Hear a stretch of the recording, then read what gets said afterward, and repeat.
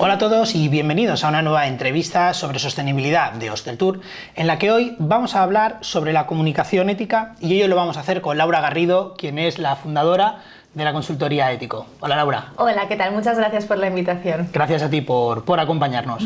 En primer lugar, Laura, nos gustaría que nos explicaras desde tu experiencia si crees que hay una falta de formación o qué necesidades a nivel formativo vinculadas con la sostenibilidad te has encontrado dentro del sector.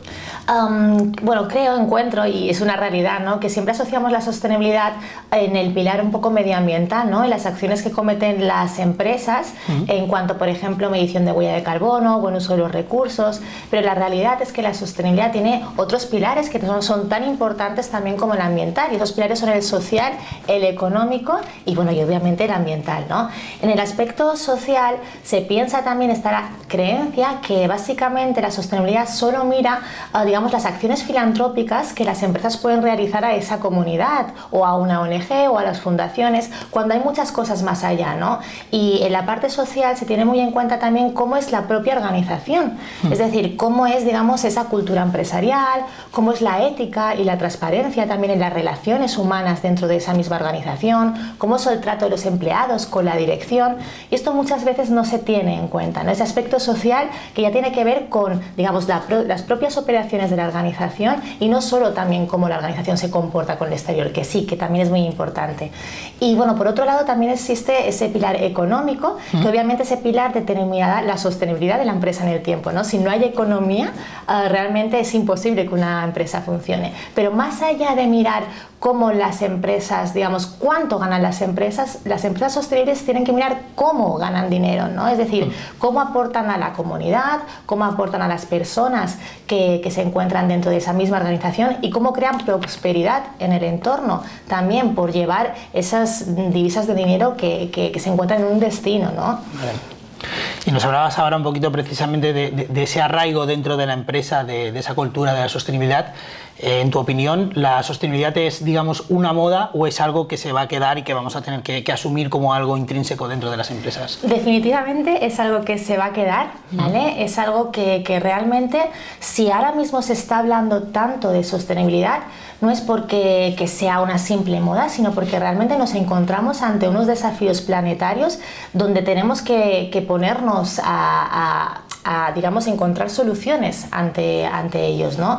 Y esos desafíos planetarios son, por ejemplo, el calentamiento global, el agotamiento de los recursos, y por eso ahora mismo existe la obligatoriedad en muchas obligaciones, ¿no? Por ejemplo, en Mallorca concretamente existe la obligatoriedad de medir la huella de carbono, ahora mismo existen los planes de igualdad para intentar eliminar esas injusticias sociales. Por lo tanto, hay que tener en cuenta que si se habla tanto de sostenibilidad es porque realmente es totalmente necesario. Y además existe también una concienciación por parte de un público, ¿no?, cada vez más crítico, unos usuarios realmente cada vez más enterados de lo que sucede, en que ya no quieren reservar, por ejemplo, sus vacaciones en empresas que dañan el medio ambiente o que no tienen un trato bueno con los locales o con las personas mismas de la propia organización. Por lo tanto, es una tendencia que lo deriva de una necesidad, pero también, digamos, lo deriva de un cambio de mentalidad de las personas a la hora de consumir.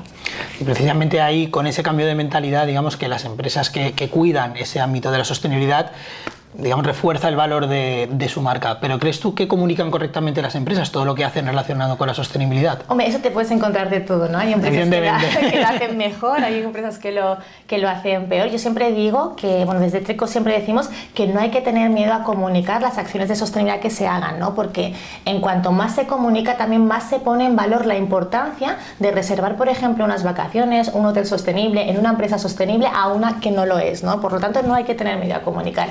Si bien es verdad, a lo mejor existe un error que básicamente muchas veces empezamos a comunicar muy pronto, ¿no? Y siempre decimos también, antes de comunicar primero hay que ser, ¿no? Antes de parecer, antes hay que ser, ¿no? Tener una base. Efectivamente, tener unas bases sólidas, porque cada vez, como he comentado anteriormente, hay un público más crítico y más enterado y ya no les basta ser embaucados, digamos, con las palabras o con la comunicación, sino realmente tienen que ver los hechos y tienen que ver que realmente esa empresa ha sufrido una transformación profunda. Por lo tanto, comunicar siempre sí, Y antes de comunicar externamente, diría que es esencial comunicar internamente, ¿vale? En el sentido de que todas las personas de la organización sientan lo que significa la sostenibilidad, que esté realmente arraigada a todos los departamentos y que sea muy transversal, ¿no? Porque al fin y al cabo las personas que hacen esa organización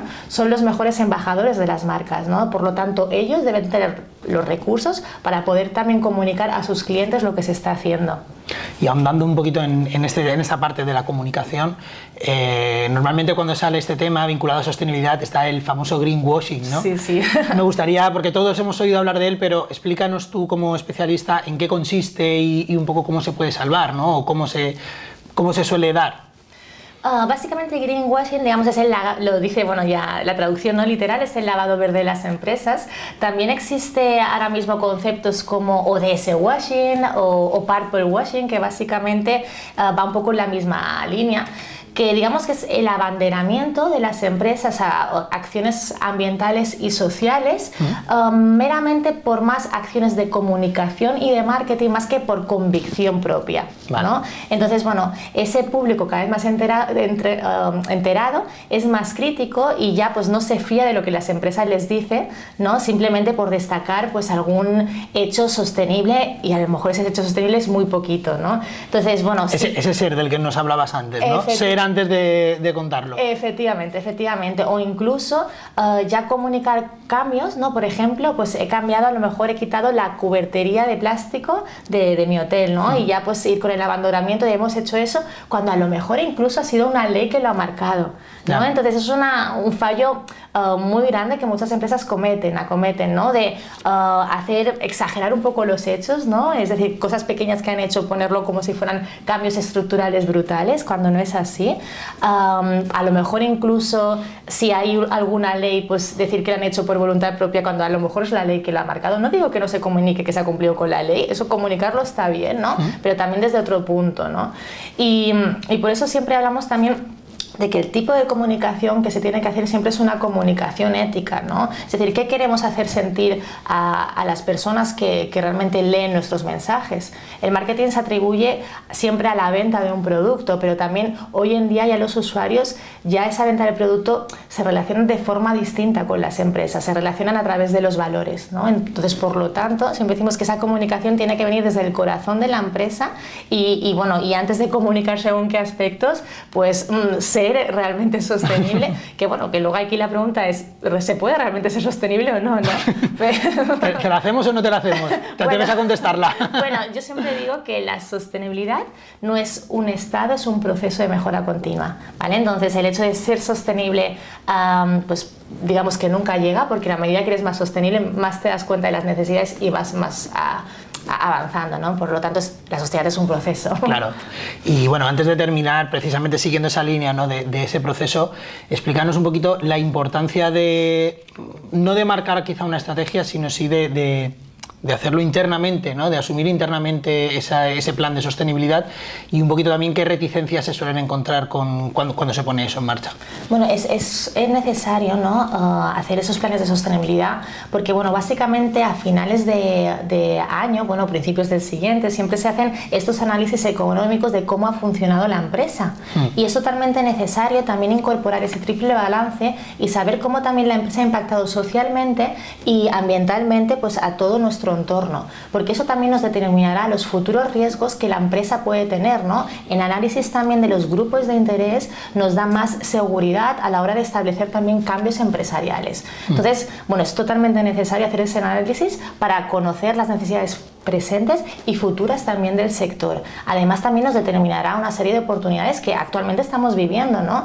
Actualmente las empresas que quieren hacer esa transformación sostenible, pues tienen ayudas financieras, incluso tienen unas subvenciones que ahora estamos en el marco que lo hace posible, ¿no? Que son estas ayudas europeas. Entonces sería realmente muy poco lógico no aprovechar esta oportunidad que tenemos ahora, ¿no? Porque tenemos el dinero, tenemos el conocimiento, ahora mismo nos falta la voluntad para realmente que estas empresas hagan ese cambio de transformación sostenible profundo. E incluso la necesidad, ¿no? Un poquito por lo que tú comentabas antes de esas leyes que cada vez se van endureciendo más, al final es una cuestión de que las empresas necesitan hacer esos cambios. Claro. Lo hagan ahora aprovechando esas ayudas o lo hagan más adelante con el palo, por decirlo de alguna manera. Efectivamente, ya están las leyes y además ya estamos viendo también una tendencia. Hoy en día a lo mejor la sostenibilidad sí que es algo diferencial dentro del sector, pero habrá un momento que ya no será diferencial, que será un must have, ¿no? Y si llegas tarde también a eso, ¿cuál será realmente el riesgo de no ser competitivos en el momento futuro? Entonces es algo que vemos que la tendencia está hasta ahí. Oye, pues vamos a intentar avanzar, vamos a intentar comprender lo que significa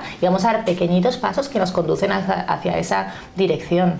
Perfecto, pues con esa idea nos quedamos para trabajar. Muchas gracias. Gracias de nuevo, Laura, por acompañarnos. Muy bien. Y muchas gracias a todos los espectadores. Os esperamos muy pronto en una nueva entrevista de Ostentour. Gracias.